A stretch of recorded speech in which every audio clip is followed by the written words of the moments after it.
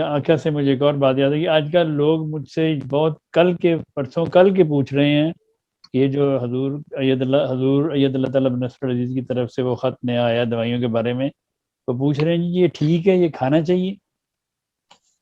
تو میری ایسے سب لوگوں سے جنہوں نے پوچھا ہے، جنہوں نے نہیں پوچھا، جب بھی کوئی ہدایت خلیفۃ المسیح کی طرف سے آئے اس کو آمنا و صدق نہ کہنا چاہیے، اور بلا کسی چون چراں کے اس کو ویسے ہی استعمال کرنا چاہیے جیسے انہوں نے ارشاد فرمایا ہو۔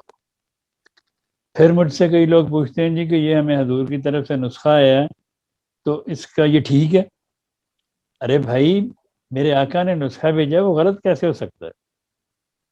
اگر آپ کو نہ ہی مجھے کوئی اختیار ہے کہ اس کو میں ٹھیک کہوں یا غلط کہوں، نہ مجھے اختیار ہے کہ میں اس کو چینج کروں۔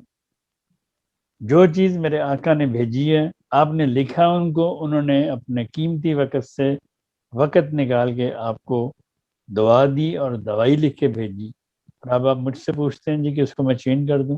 میں نہیں چینج کر سکتا۔ تیسری بات، آپ نے اگر حضور سے انور سے دوائی لی ہے، منگوائی ہے اس کا، تو اس کے بارے میں حضور کو ہی تحریر کیا کریں کہ حضور ہم نے یہ نسخہ ہم کھا رہے ہیں، ہم نے یہ فائدہ ہوا، یہ نہیں ہوا۔ لوگ مجھ سے کہتے ہیں جی کہ ہم نے یہ نسخہ کھایا تو اس کا فائدہ نہیں ہوا یا ہوا ہے، اب ہم کیا کریں؟ میں کیا بتا سکتا ہوں اب کیا کریں؟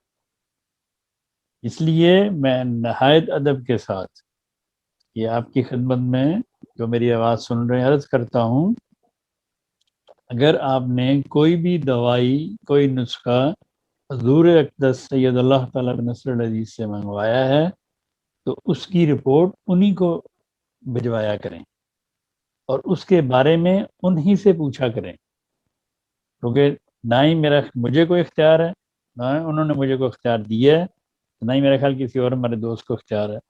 یہ تو وہی لکھتے ہیں، ان کی ٹیم ہی لکھتی ہے، وہی جواب دے سکتی ہے۔ تو یہ کچھ ضروری باتیں تھیں جو مجھ سے روز پوچھی جاتی ہیں، تو میں نے کہا کہ میں آپ کے پروگرام کے توسط سے میں لوگوں کو بتا دوں۔ جزاک اللہ آپ کا ڈاکٹر صاحب۔